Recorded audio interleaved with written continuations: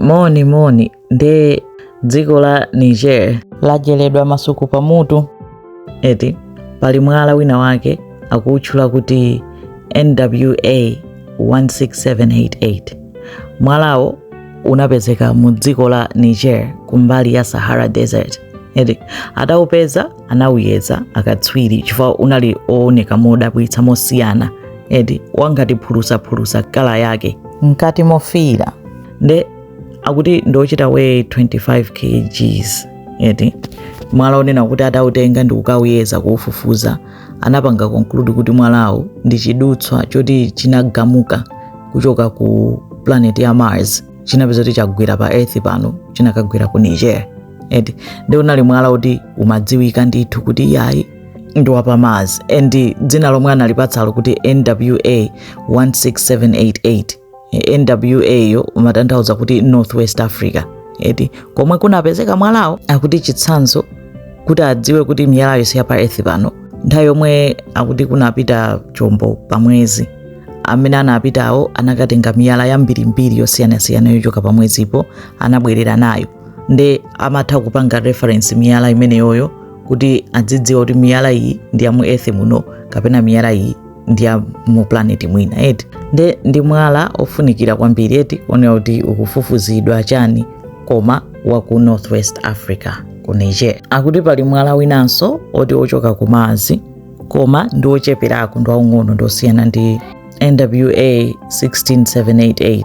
Nde akuti akukhulupirira kuti mwalawo unachita kugwa eti unakagwera kuti ku Agadez region nde unapezeka ndi ma meteorite hunters mu November 2023. Mapisi ake ayezedwa kangapo ndithu ndi malabu apamwamba kwambiri ku Canada ndi maiko ena kuti apange confirm kuti mwalawu ndi ochokera outside Earth. Eti ena mpaka nakuitchula kuti miraculous find. Nde kudabwisa kuti mwala wa ku Sahara wa ku Niger oti unapezeka mu 2023 anakawika ku public exhibition ku Italy. Akuti ku Italian Space Agency. Eti anthu amapita kukauona kuti chinthu cha ku Africa nakasowagwera ku Africa koma chakapezeka m'manja mwa ma-Italians. Eti nde ku USA ku New York pa 16 July kunali auction.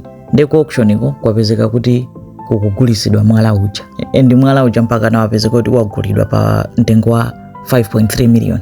Mpameneno aku Niger ayika investigation kunena kuti akugulisa mwalawo ndi ndani, chifukwa chani akugulisa mwalawo si wawo, mwala ndi wa ku Niger unagwera ku Niger mpaka na akakugulisa 5.3 million. Edi nde ena opoyankha akunena kuti mutichitire proof kuti mwalawo ngwanu amene atenga mwalawo.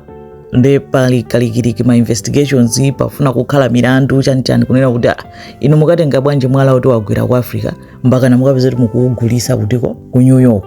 Edi I think kulongolola bweza atayamba nthawi yomweyo, bweza ataletsa kuti mwala usatuluke mdzikomo pachiyambi pomwe, koma apa mpaka nazagulitsidwa anthu asinthana makobidi ambiri ngati amenewo.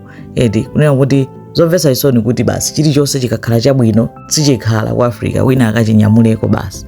Koma iyo inali update chabe ya zomwe zikupangika ku Niger kapena tidi ku USA pamene anatenga mwala kuti wa ku Mars umene unagwera ku Niger ndipo awugulisa ku USA.